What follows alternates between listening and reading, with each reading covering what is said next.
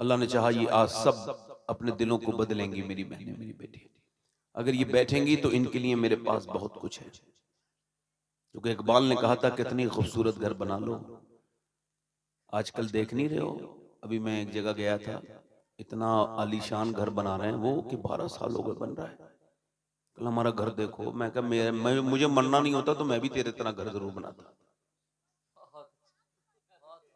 हाँ, इकबाल कहता है कितनी खूबसूरत घर बना लो, मगर वो घर बर्बाद होने से बच नहीं सकता जिसमें हुजूर की बेटी सैयदा फातिमा का जिक्र नहीं होगा। क्योंकि औरत से घर बनता है, घर बनता है औरत से, औरत है हया से, और हया है हुजूर की बेटी सैयदा फातिमा से। गैर मुनक़सिम हिंदुस्तान है, हिंदुस्तान तकसीम नहीं हुआ है। उस वक्त में 100 नौकर, 1000 बीघा जमीन, बेशुमार जानवर उसके पास, चौधरी बड़ा जमींदार, 2 बीबियां थी, उसने तीसरी शादी कर ली। तीसरी बीबी उसे ठीक मिल गई। कभी कभी बीवी ठीक भी मिल जाती है, इसको तीसरी ठीक मिली। ये बात क्यों कह रहा हूं? इस वजह से कि वो औरत नमाजी परहेजगार थी, कुरान की पाबंद थी, नमाज पढ़ती थी, बेशरम और बेहया नहीं थी। उसने देखा आके इस घर में कोई नमाज नहीं पढ़ता, न चौधरी नमाज पढ़े, न नौकर नमाज पढ़े, न बीबियां नमाज पढ़े, न बच्चे अल्लाह के सामने झुके, जो घबराहट होने लगी। अब उसने झगड़ा थोड़ी किया, मोमिना थी। कुछ लोग नसीहत करना नहीं जानते, इस वजह से काम बिगाड़ देते हैं। नसीहत करने के लिए सही वक्त का होना जरूरी है, नसीहत के लिए अच्छे अल्फाज असर करते हैं। झगड़ा करने वाले लोग नसीहत नहीं करते, काम बिगाड़ते हैं, उन्हें खुद पता है इससे काम बिगड़ेगा। इसी वजह से वसीम बरेलवी ने कहा था, कौन सी बात किस वक्त कब कहां कही जाती है, ये सलीका हो तो हर बात सुनी जाती है। बात कहने का सलीका वही हो, अगर तुम दीन की बात कर रहे हो तो हुजूर के लहजे में बात करो। मैं निसार तेरे कलाम पर मिली यूं तो किसको ज़बां नहीं। हुजूर ने कभी किसी को डांटा नहीं, सरकार ने कभी किसी को फटकारा नहीं। मेरे नबी ने जब भी बात की, मेरे इमाम कहता है जिसकी तस्की से रोते हुए हंस पड़े, उस तबस्सुम की आदत पे लाखों जिंदाबाद जिंदाबाद। उसने कोई अपनी सौतनों से झगड़ा नहीं किया कि तुम नमाज नहीं पढ़ती मैं पढ़ती हूं।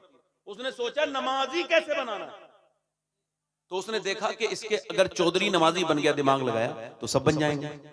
तो चौधरी को दूध लेके जाता नौकर का, तुम लेके नहीं जाओगे मैं लेके जाऊंगी, तुम लेके नहीं जाओगे मैं लेके जाऊंगी। लेके गई, अच्छा उसमें किशमिश, बादाम, अखरोट डाल के बेहतरीन तरीके से उठाया और बेहतरीन सुरख दूध करके लीजिए चौधरी साहब। मेरी तो नौकर लेके आते हैं दूध, 2 बीबियां वो लेके नहीं आती, तुम क्यों आई हो? कहने लगी मेरा ज्यादा हक है नौकरों से आपकी खिदमत करने का, आप लीजिए ना दूध। उसने दूध पी लिया और उसने कहा मैं अपने पाँव दबाना चाहती हूँ। कहा क्यों? कहा मैं अपने घर पे अपने माँ बाप की खिदमत जो करती थी अब आपकी करूंगी। अच्छा वो दबाना भी जानती थी, कुछ लोग दबाते हैं तो और दर्द कर देते हैं, उसको पॉइंट पता थे। दबाना शुरू किया, चौधरी ने जैसे रिलैक्स फील किया, नींद आ गई। जैसे ही चौधरी सोया, एकदम औरत बोली, चौधरी साहब आप जा रहे हैं और फिर मुझे भी आ रही है नींद, अगर इजाजत दें तो फजर की नमाज के लिए उठा दो। ए बेटा कहां जा रहे हो? ए बेटा कहां जा रहे हो? ये लड़के कहां जा रहे हैं? इनमें से जो बहरा ना हो मेरी तरफ तो देख ले वो कम से कम। माशाअल्लाह बड़े तरबियत याफ्ता बच्चे हैं। ये जब फिल्म देखते होंगे तो पूरी देखते होंगे। हाँ, ये हंसने की बात नहीं, रोने की बात है। हमारी कौम बर्बाद हो रही है, ये हंसने की बात नहीं मेरे भाई। अल्लाह जानता है मैं हंसने के लिए कोई बात नहीं कहता, मैं उस दिन से मौत बेहतर समझता हूँ जिस दिन मैं हंसने के लिए हुजूर की महफिल में कोई बात कहूँ। मुझे तो गुमान तक नहीं है कि आप इस बात पे हंस जाओगे, वरना ये बात कहता ही नहीं। मुझे गुमान तक नहीं मेरे भाई, मुझे पता है महफिल में हंसना ये बहुत बड़ा गुनाह है, इतना बड़ा गुनाह है कि मैं बताऊं तो आप कांप जाएंगे। मेरी बहनें, मेरी बेटियां सुने, उसने क्या कहा नमाज के लिए फजर में। अब एक तो वो चौधरी है और दूसरा है मर्द, तो मर्द तो घमंडी होते ही हैं और चौधरी तो और ज्यादा हो गया। फिर अब वो एक आदमी अभी कुछ दिनों पहले उम्रा करके आया, अपनी बीवी से झगड़ा कर लिया, तूने मुझे पानी क्यों नहीं दिया। मैंने उससे कहा तुम जिद्दा से आए होगे, खजूरों का ये दुनिया भर के तुमने उठा उठा के इधर रखे होंगे, वहां से फिर तुम उतरे होगे, उसके बाद कनेक्टिंग फ्लाइट लेके तुम कलकत्ता आए, कलकत्ता से तुमने फिर आसनसोल आए, आसनसोल आके अपने घर में बैठ के 4 कदम दूध पानी तुमने क्यों नहीं पिया, झगड़ा क्यों कर लिया? कहने लगे जहां दादागिरी चलती है चलाने में मजा आता है।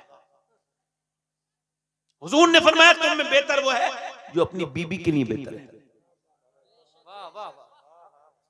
वो जो दुनिया के लिए बेहतर है उसको नहीं फरमाया। उसने कहा चौधरी नमाज के लिए उठाऊं क्या मुझे समझाएगी बागियां से? बेइज्जती कर दी उसकी, है ना? बोलो ना, इसी भाव बेइज्जती हो रही ना हमारे यहाँ। कोई किसी को गाली दे दे तो उसकी बेइज्जती हो गई, है ना? जल्दी बोलो ना, यही भाव है ना? किसी ने किसी को गाली दी और उसने जवाब नहीं दिया तो वो बेइज्जत, उसकी बेइज्जती हो गई। यार ये कौन सा उल्टा मामला है यार?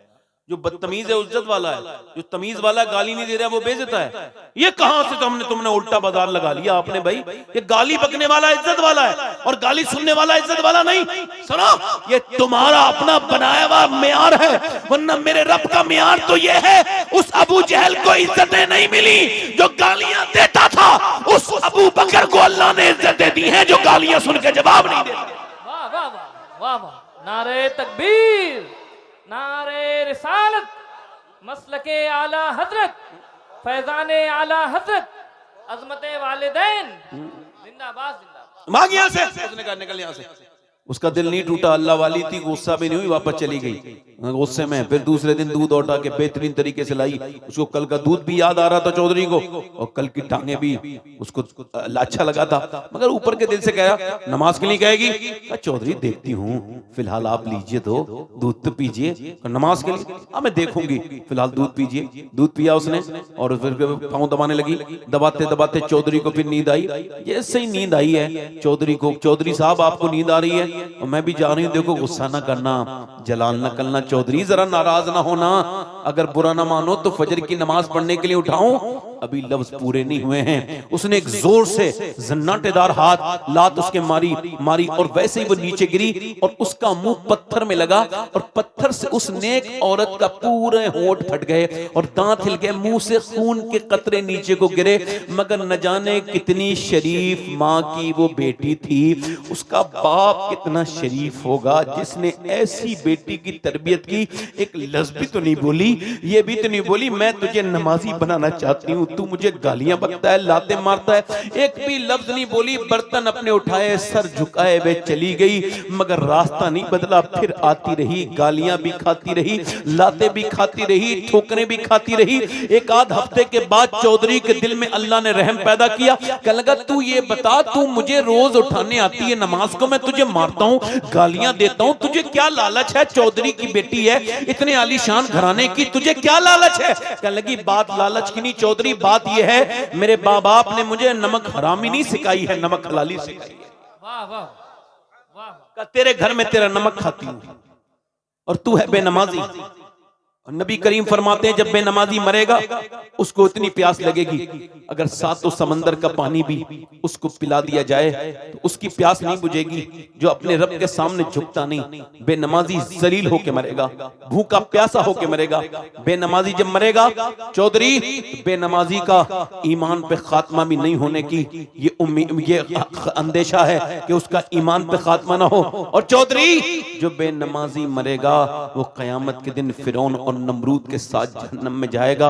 बस यही सोच करके मैं तुझसे लाते भी खाती हूँ, तेरे ठोकर, तेरे ताने, तेरे हाथ में तकलीफें उठाती हूँ, इस वजह से कि तू अगर बेनमाजी रहा तो मेरी आने वाली नस्लें भी बेनमाजी हो जाएंगी। मैं एक माँ हूँ, माँ बनूंगी, तो ये बता अपने बच्चों को जहन्नमी कैसे बर्दाश्त करूंगी?